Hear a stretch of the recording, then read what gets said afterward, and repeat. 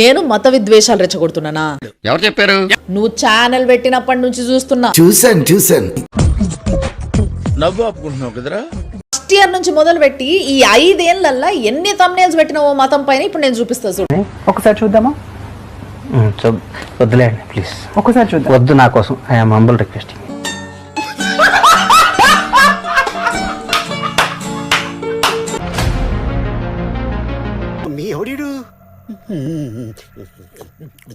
నేను మతం గురించే మాట్లాడతా అని అంటుంది కదా.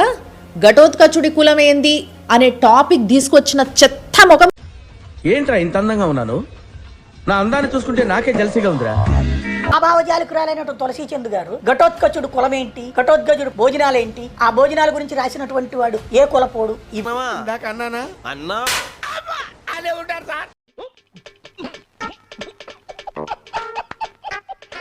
డాక్టర్ టెర్రరిస్టులు దొరికినరు అని అంటే వాళ్ళ ముస్లిం పేర్లు ఎందుకు చెప్తున్నారు మీరు అని అంటది.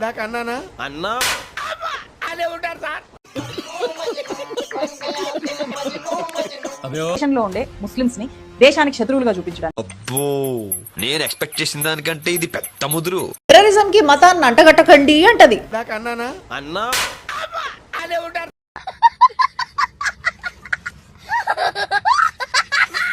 ఒక పిటిషనర్ జడ్జి మీదకి చొప్పిసిరితే మొత్తం దేశం మీద ఉన్న హిందువుల్లో మతోన్మాదం పెరిగిపోతుంది, విద్వేషం పెరిగిపోతుంది.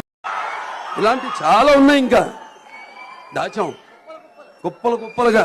హిందూ ద్వేషం అనేది నరాలలో ఉంది అని చెప్పడానికి ఒక్క విషయం చాలు. స్వస్తిక్ సింబల్ ని వక్రీకరిస్తూ ఆర్ఎస్ఎస్ ఆర్గనైజేషన్ డ్రైవర్ వేసి హిందూ ముస్లిం అనే హ్యాండ్ తో పంచిస్తూ. నేను నిరపరాధిని ప్రూవ్ చేసుకోవడానికి అన్ని దారులు మూసుకుపోయాయి అన్నమాట. ఏ జర్నలిజం కోర్సులో నేర్పించారు తమ్నేల్ ఎలా పెట్టి మతకొల్లాలు రేపమని? సిగ్గులేదురా నీకు? ఎందుకంటే ఏ శుభకార్యానికైనా గడప మీద అయినా డోరు మీద అయినా పూజకి ముందైనా స్వస్తికేసుకొని మొక్కుకొని మొదలు పెడతారు. స్వస్తికి చెడ్డీ వేసిన బుద్ధి లేని గాడిద ఇది. బుద్ధి లేని గాడిద ఇది.